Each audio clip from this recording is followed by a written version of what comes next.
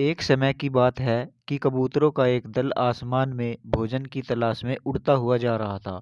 गलती से वह दल भटककर ऐसे प्रदेश के ऊपर से गुजरा जहां भयंकर अकाल पड़ा था। कबूतरों का सरदार चिंतित था। कबूतरों के शरीर की शक्ति समाप्त होती जा रही थी।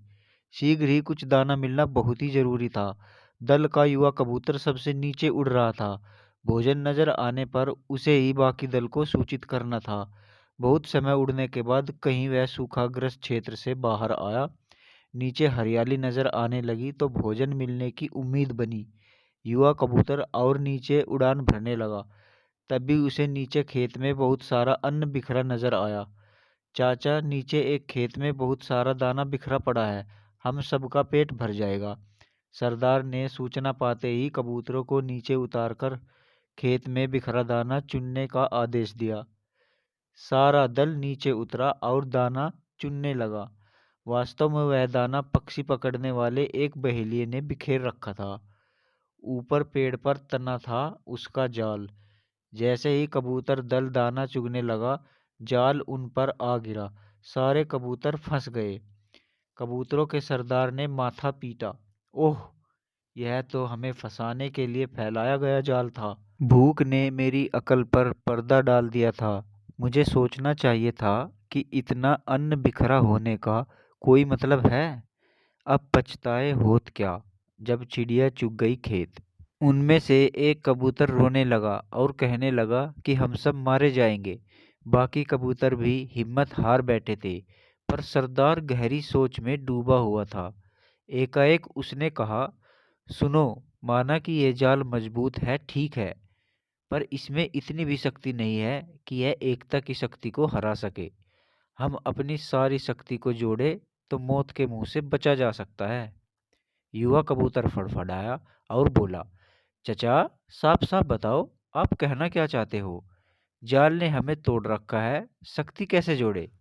सरदार बोला, तुम सब चोंच से जाल को पकड़ो, फिर जब मैं फुर कहूं तो एक साथ जोर लगाकर उड़ना। सबने ऐसा ही किया। तभी जाल बिछाने वाला बहेलिया आता नजर आया। जाल में कबूतरों को फंसा देखकर उसकी आंखें चमकी।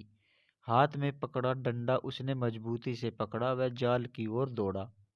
बहेलिया जाल से कुछ ही दूर था कि कबूतरों का सरदार बोला, फुर्र। सारे कबूतर एक साथ जोर लगाकर उड़े तो पूरा जाल हवा में ऊपर उठा और सारे कबूतर जाल को लेकर ही उड़ने लगे। कबूतरों को जाल सहित उड़ते देखकर बहेलिया अवाक रह गया।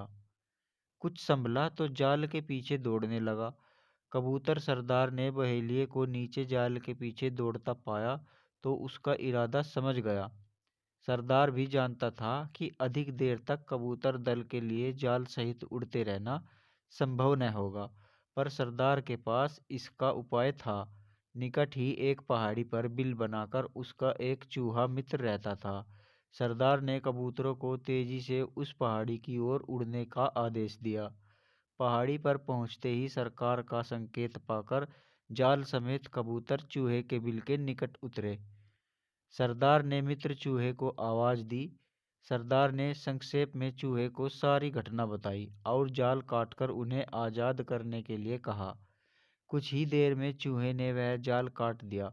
सरदार ने अपने मित्र चूहे को धन्यवाद दिया और सारा कबूतर दल आकाश की ओर आजादी की उड़ान भरने लगा।